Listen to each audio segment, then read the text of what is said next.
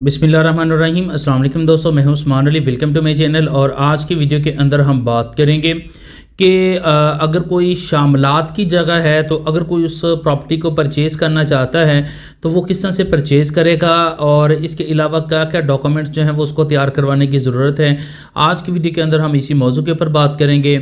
तो मौजू की तरफ जाने से पहले सब दोस्तों से गुजारिश है कि अगर आपने अभी तक हमारे यूट्यूब चैनल को सब्सक्राइब नहीं किया है तो वीडियो के नीचे एक रेड कलर का सब्सक्राइब का बटन आ रहा होगा, उसके ऊपर क्लिक करके सब्सक्राइब कर लीजिएगा और साथ बेल आइकन को भी दबा दीजिएगा ताकि जब भी हमारी कोई लेटेस्ट वीडियो आए तो उसके नोटिफिकेशन आप तक पहुँचते रहें।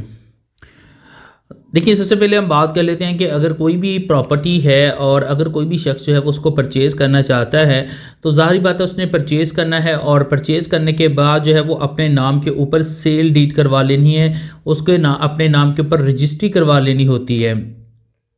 आपने जो है वो सिंपली तौर पर कोई भी प्रॉपर्टी परचेज़ करते हैं तो उसमें आपने फ़र्द पर फार्मा या फ़र्द हासिल करनी होती है और उसके बाद जो है वो बोर्ड ऑफ़ रेवेन्यू के पास आपने जाना है। वहाँ पर रजिस्ट्रेशन ब्रांच के अंदर आपने तमाम प्रोसीजर कंप्लीट करना है तो जो रजिस्ट्री है वो आपके नाम के ऊपर हो जाएगी और प्रॉपर्टी आपके नाम के ऊपर मुंतकिल हो जाएगी।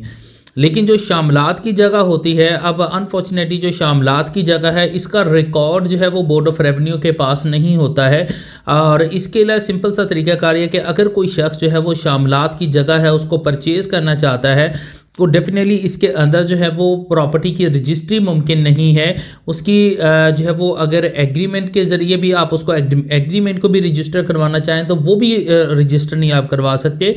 क्योंकि अगर आपने जो है वो कोई भी एग्रीमेंट है प्रॉपर्टी का वो आपने किसी के साथ किया है, उसकी रजिस्ट्रेशन के लिए भी जो है वो आपको एक प्रॉपर फीस जो है वो पे करना पड़ती है। और जब आपने एक चालान क्रिएट करना होता है तो उसी ऊपर आपने बाकायदा तौर के ऊपर जो है वो मेंशन करना होता है कि आप किस प्रॉपर्टी को जो है वो परचेज़ कर रहे हैं और उसके अंदर उसकी के अकॉर्डिंग जो है वो अगर आपने अपना एग्रीमेंट है उसको रजिस्टर करवाना है तो उसके अकॉर्डिंग ही फ़ीस जो है वो चार्ज हो रही होती है। इसमें जो है वो 1200 रुपये का मस्ट होता है और इसके साथ जो है वो जितने लाख की आप प्रॉपर्टी जो है वो परचेज़ कर रहे हैं पर लाख के ऊपर जो है वो आपको 100 रुपया मज़ीद आपको पे करना पड़ेगा। फॉर एग्जाम्पल अगर आप एक प्रॉपर्टी है वो 22 लाख की जो है वो आप ख़रीद कर रहे हैं तो उसके अंदर या 10 लाख की फॉर एग्जाम्पल आप 10 लाख की परचेज़ कर रहे हैं तो इसके अंदर 1200 रुपया मस्ट होगा। उसके अलावा 10 लाख रुपया तो जो है वो पर लाख के ऊपर जो है वो 100 रुपया मज़ीद यानी कि 1000 रुपया मज़ीद आपको पे करना पड़ेगा और इसके ऊपर जो स्टाम्प वैल्यू लगेगी वो 2200 रुपये की स्टाम्प वैल्यू लगेगी। इसी तरह से जो है अगर आप शामलात की जगह परचेज़ करते हैं तो जब आप उसमें स्टाम्प हासिल करने के लिए जाते हैं तो क्योंकि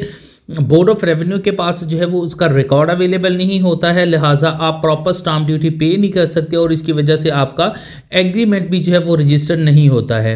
तो इसका सिंपल सा तरीकाकार यह है कि सबसे पहले जो है वो आप एक एग्रीमेंट जो है वो आप स्टाम्प पेपर परचेज़ करेंगे प्रॉपर वैल्यू का। डेफिनेटली जो है वो स्पेसिफिक सेक्शन के अंदर तो जारी नहीं हो सकता है, आप किसी अदर सेक्शन के अंदर उसको डाल के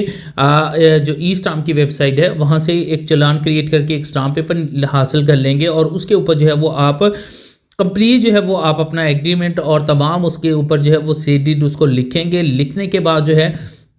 आप उसको जो है वो सबसे पहले नोटराइज करवा लें। आप नोटरी पब्लिक के पास जाएं, नोटरी पब्लिक जो है वो आपसे उसकी एक कॉपी अपने पास भी रख लेगा, अपने रजिस्टर के अंदर उसका इंदराज करेगा, आपके सिग्नेचर वहाँ पे करवाएगा और उसके ऊपर जो है वो उसको बाकायदा तौर के ऊपर नोटराइज कर देगा। उसके बाद जो है वो क्योंकि नोटराइज की भी इतनी वैल्यू तो डेफिनेटली मौजूद है लेकिन एक रजिस्ट्रेशन की हद तक तो जो है वो वैल्यू मौजूद नहीं है।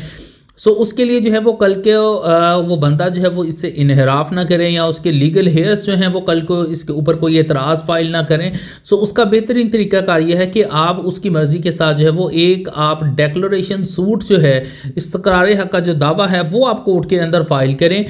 और उसके अंदर जो है वो अपनी प्ली रखें कि आपने इससे जो है वो प्रॉपर्टी जो है वो परचेज़ कर ली है, तो हम ये इसके ऊपर डिनाई कर रहे हैं क्योंकि आपने उसकी कंसेंट के साथ कर रहे होंगे। उसके लिए आप सिंपली तौर के ऊपर जो है वो कोर्ट में जाएंगे। जैसे ही वो रिस्पोंडेंट जो है जिससे आपने जगह परचेज़ की है उसके की तरफ से भी वो भी कोर्ट में पेश होगा और वो अपनी स्टेटमेंट जो है वो वहाँ पे रिकॉर्ड करवाएगा कि इसने जो है वो ये प्रॉपर्टी जो है वो सेल कर दी हुई है और इसके ऊपर तमाम रकम वसूल कर ली है। वो आपका जो केस है वो उसके अंदर उसकी स्टेटमेंट्स आ जाएंगी, आपका केस डिग्री हो जाएगा। उसकी आपने वेरीफाइड कॉपी जो है वो हासिल करके रख लेनी है, क्योंकि कोई भी जो स्टेटमेंट्स होती हैं जो मजिस्ट्रेट के सामने दी जाती हैं, कोर्ट के अंदर दी जाती हैं, उससे बात के अंदर बंदा इनहराफ नहीं कर सकता कि ये मैंने नहीं किया है या मैंने ये स्टेटमेंट नहीं दी है। सो आप जो है वो उसमें डिक्लेरेशन सूट कोर्ट के अंदर फाइल करके उसकी वेरीफाइड कॉपीज़ अपने पास रख के लेके रख लें। और इसके अलावा जो है वो अगर आपने कोई प्रॉपर्टी को मकान परचेज़ किया है उससे,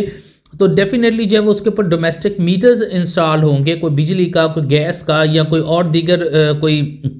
बिल वगैरह है जो उस बंदे के नाम के ऊपर आ रहा था, उसको भी आप अपने नाम के ऊपर मुंतकिल करवाएंगे। अगर वापडा का वहाँ पर मीटर बिजली का लगा हुआ है, उसके नाम का है,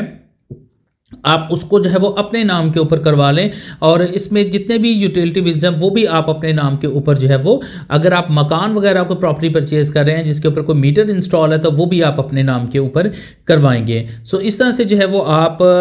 एक एग्रीमेंट लेंगे, उसको भी आपने जो है वो नोटराइज करवाना है, कोर्ट से आपने डिग्री भी हासिल करनी है, और इसके अलावा अगर कोई भी यूटिलिटी बिल्स हैं वो अपने नाम के ऊपर मुंतकिल करवाने हैं। और उसके बाद जो है वो कब्ज़ा भी आपके पास जो है वो लाजमी तौर के ऊपर होना चाहिए। कब्ज़ा भी आपने उससे जो है वो, जब आपने पेमेंट करनी है उसको, तो अपने उससे मकान का जो है या प्लॉट है या जो भी उसके प्रॉपर्टी है उसका कब्ज़ा जो है वो आप अपने पास रखें और लाजमी जो है वो उसमें ले लेना है। और उसको बाकायदा तौर के ऊपर आपने मेंशन करना है